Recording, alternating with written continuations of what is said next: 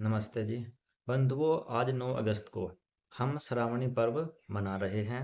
श्रावणी पर्व क्या है, किसे कहते हैं, श्रावणी पर्व हम क्यों मनाते हैं, आज हम इस वीडियो के माध्यम से यह बात जानेंगे। बंधुओं, श्रावणी पर्व पर गुरुकुलों में छात्रों का उपनयन संस्कार होता है, जिसको हम यज्ञोपवीत संस्कार भी कह देते हैं, यज्ञोपवीत परिवर्तन दिवस भी कह देते हैं। इस दिन बच्चों को, विद्यार्थियों को यज्ञोपवीत धारण कराया जाता है गुरु के द्वारा, और उनका वेदारंभ संस्कार भी होता है। उनको वेद पढ़ाना आरंभ भी किया जाता है। तो बंधुओं, दो कार्य इस दिन होते हैं। पहला, यज्ञोपवीत धारण करना, दूसरा वेद का पठन पाठन आरंभ होना। ये दो कार्य इस दिन मुख्य रूप से होते हैं। आइए इसके बारे में और बातें भी जानते हैं। बंधुओं, यह तो आप सभी जानते ही हैं, यह श्रावण मास की पूर्णिमा को मनाया जाता है, और इसमें जिनके पास यज्ञोपवीत नहीं है वो यज्ञोपवीत को धारण करते हैं। जिनके पास यज्ञोपवीत है, अर्थात जो पहले यज्ञोपवीत धारण कर चुके हैं, वह यज्ञोपवीत को परिवर्तन करते हैं, अर्थात पुराना निकाल देते हैं और नए को धारण करते हैं।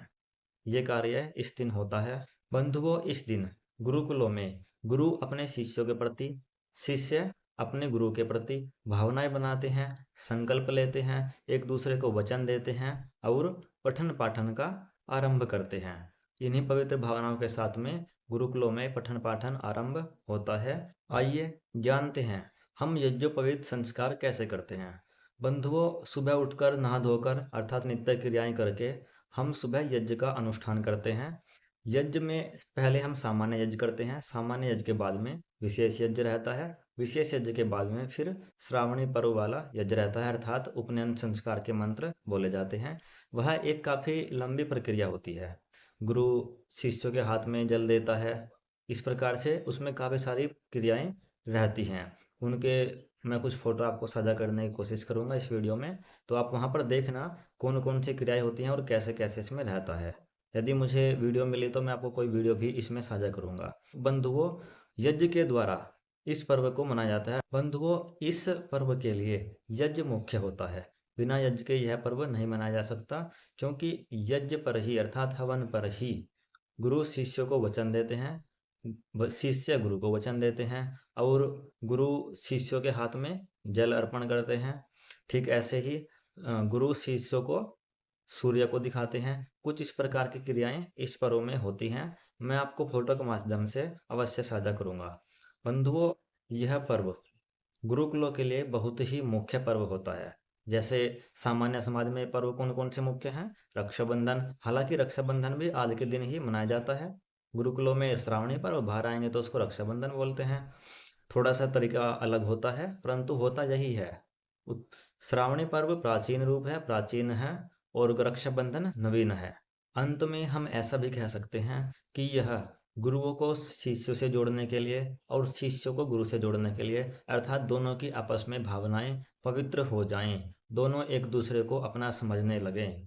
इस प्रकार से बहुत सारी भावनाएं एक दूसरे के प्रति गुरु शिष्य बनाते हैं, पठन पाठन का आरंभ करते हैं, अपनी उन्नति, समाज की उन्नति, गुरुकुल की उन्नति, देश की उन्नति, धर्म की उन्नति, संस्कृति की उन्नति, इस सब के लिए आज के दिन से गुरुकुलों में शुरुआत होती है, अर्थात आरंभ होता है।